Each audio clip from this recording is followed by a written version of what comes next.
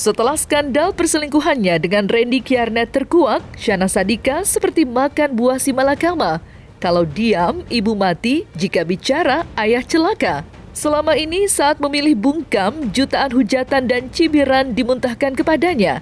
Tapi tampil untuk bicara pun ternyata tidak mengubah persepsi publik terhadap dirinya. Semua perkataan dan gestikulasi yang terpampang saat ia bicara bersama dengan JJ langsung dikeroyok komentar nyinyir dari warganet. Kata demi kata dicerna, gerak-gerik tubuhnya diamati dengan seksama. Salah satu yang menjadi sorotan adalah tatapan mata Syahnaz saat dipeluk JJ. Dalam adegan tersebut, tampak Syahnaz yang sebelumnya memejamkan mata, membuka matanya, dan secara spontan memperlihatkan tatapan penuh arti. Warganet pun menerjemahkan tatapan Syahnaz sebagai sikap cheating atau kepalsuan. Lantas, bagaimana pakar mikroekspresi membaca bahasa tubuh Syahnaz tersebut? Benarkah ada isyarat bahwa kedepannya kejadian serupa bisa saja terulang lagi? Ya, kita perlu melihat bahwa senyuman itu bukan hanya muncul sekali sih. Senyuman itu juga muncul dalam proses ketika dia menyampaikan permintaan maafnya sebetulnya dan klarifikasi. Jadi kalau dibilang senyuman puas ya itu ya ada yang ngomong gitu ya bisa-bisa aja sih gitu, boleh-boleh aja, sah-sah aja untuk ngomong gitu. Tapi senyuman itu nggak baru muncul saat terakhir sebetulnya. Terakhir lebih kelihatan iya. Nah, yang menariknya adalah buat saya dalam proses perjalanan dia meminta maaf dan melakukan klarifikasi dan dia kemudian senyum tertahan itu penanda yang jadi gini, kalau ditanya apakah ada ekspresi penyesalan yang muncul, jawabannya saya tidak melihat karena nggak ada ekspresi takut dan sedih saat bersamaan keluar. Tapi senyum ditahan. Nah, ketika senyum itu di akhir bertambah lebar, kalau dibilang bahwa senyum puas itu bukan puas, itu lebih cenderung ke lega. Nah, orang menyesal, kalau dikatakan Syahnaz menyesal, bisa saja kita katakan dia menyesal. Tapi menyesal itu ada dua loh. Satu, menyesal karena benar-benar karena introspeksi ke dalam, terus merasa bahwa ini yang diperbuat salah, dan kemudian saya ingin memperbaiki gitu, maka kemudian dia bisa dikatakan menyesal, ya. Atau yang kedua, menyesal karena ketahuan, gitu. Itu beda gitu ya menyesal. Sama-sama menyesal tapi beda sebab gitu, beda dasarnya.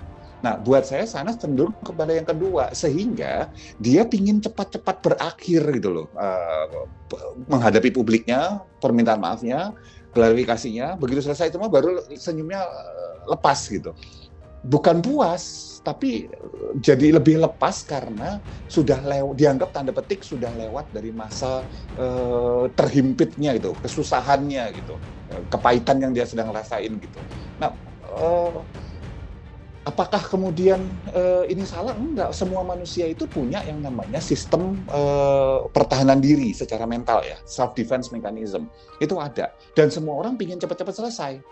Ya, kayak orang ketika dia merokok, dia pingin cepat-cepat merokok supaya bisa menyelesaikan kebutuhannya akan merokok misalnya. Orang pakai narkoba, kalau nggak sakit dia ingin menyelesaikan rasa sakitnya pakai obat gitu sebetulnya. Jadi sebetulnya ini terjadi hal yang biasa gitu di dalam sebagai manusia, sama seperti Syahnaz yang terjadi pada Syahnaz.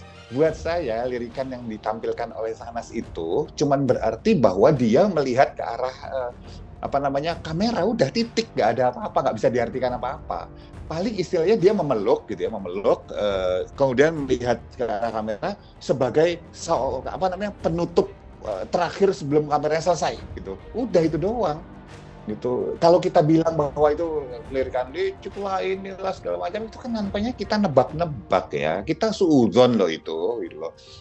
Kalau tanpa ada data spesifik bahwa memang dia licik, ada memang misalnya ada orang menampilkan ekspresi menghina sambil ngelirik, nah itu nggak keluar di dia gitu loh. Jadi nggak bisa kita kategorikan dia menghina atau licik atau cynical, senyum sinis, nggak bisa. Penanda lainnya nggak keluar kok gitu loh. Gestur nakal itu nggak ada, nggak ada, gue nggak akan mengada-ada gitu, tapi nggak ada. Jadi orang yang kayak biasa-biasa aja bisa sebetulnya jahat, orang yang kayak bandel, flirty gitu, malah sebetulnya dia lebih tulus, itu bisa. Ya tergantung kemudian ekspresi yang ditampilkan gitu loh. Ya, ekspresinya gabung dengan ekspresi apa, tapi nggak ada spesifik. senyuman bohong gitu, nggak ada senyuman bohong gitu. Tidak hanya senyum Syahnaz yang menuai beragam komentar, tetapi juga permintaan maaf yang ia ucapkan tak kalah menjadi bahan pergunjingan warganet. Dalam klarifikasinya mengenai skandal perselingkuhan yang ia lakukan dengan Randy, Syahnaz meminta maaf kepada suaminya. Namun, alih-alih mendapat simpati, Syahnaz malah lagi-lagi dihujani cacian dan hujatan. Tidak adanya permintaan maaf kepada Lady Nayawan sebagai korban utama dalam skandal cinta Syahnaz dengan Randy membuat banyak orang menuduh Syahnaz sebagai sosok yang tak tahu malu. Terkait permintaan maaf yang ia berikan, berikut penilaian Kirdi Putra selaku pakar mikroekspresi. Permintaan maaf yang tulus itu kan harus mengandung 3 hal. 1, siapa yang minta maaf, dalam hal ini dia jelas Syahnaz minta maaf, dia minta maaf. 2, kepada siapa, pada suami saya, Syahnaz bilang itu, dan itu wajar gitu ya, jelas gitu. Yang ketiga adalah kenapa minta maafnya. Ketika dia sudah melakukan A, melakukan B, melakukan C misalnya, itu kan nggak disebut. Jadi buat saya ini adalah plus kemudian kata-kata cerita termasuk teori-teori bahwa manusia ya yang saya katakan pokoknya tolong, maaf dan terima kasih gitu ya. Itu kan kalimat standar yang harus dikuasai disampaikan manusia dengan manusia lain ketika berinteraksi sesama manusia. Itu kan teori komunikasi gitu loh. Ini standar. Jadi ini intinya apa? Syahnaz ini mau ngasih training motivasi atau mau klarifikasi dan minta maaf. Jadi buat saya 2 orang ini sebetulnya mungkin sudah selesai di dalam gitu ya. Tapi untuk menjaga citra dan menjaga dari sisi hukum maka mereka perlu melakukan konferensi pers gitu. Ya. Jadi supaya aman dari sisi hukum dan aman dari sisi citra, karena terhubung dengan apa? Hubungannya juga dengan kemudian privasi juga nantinya, kan citra, hubungannya dengan kontrak, hubungannya dengan endorse dan sebagainya, gitu. Jadi maka ditambahin, maka JJ-nya juga bilang, saya sebagai, kata-kata JJ benar, 100% benar dan bagus. Ya, dan bagus. Tetapi itu semua sebetulnya kan tinggal langsung jump into conclusion, langsung ke topik sebenarnya juga bisa. Tapi kan enggak, ini panjang, indah, segala macam. Nah, buat saya pelukan terakhir itu lebih cenderung adalah bagian dari drama yang sedang dimainkan, gitu aja. Nggak salah, boleh, meluk boleh, suami sendiri kok. Halal dan sah-sah saja menurut saya. Buat saya, ketika Syahnaz kemudian menyesal karena dia ketahuan, ya, itu bukan hal yang jelek sih istilahnya.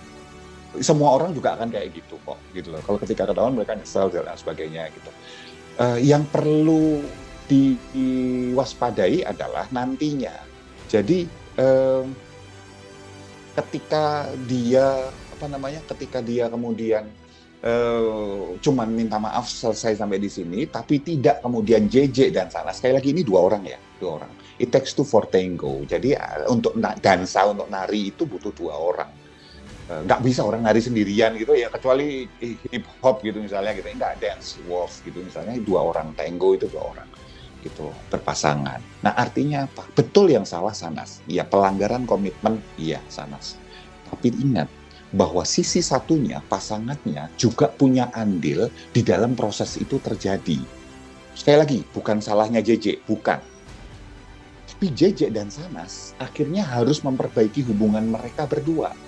Makanya kalau ada salah satu pihak, contohnya misalnya melakukan kesalahan seperti Syahnaz, dan kemudian pasangannya bilang, ya udah kamu ketemu aja konsultan, ketemu aja coach, ketemu aja psikolog gitu misalnya, tapi dia tidak mau, artinya dia juga bisa jadi sumber masalah yang terjadi sehingga kemudian pasangannya itu kemudian nggak tahan. Itu juga bisa.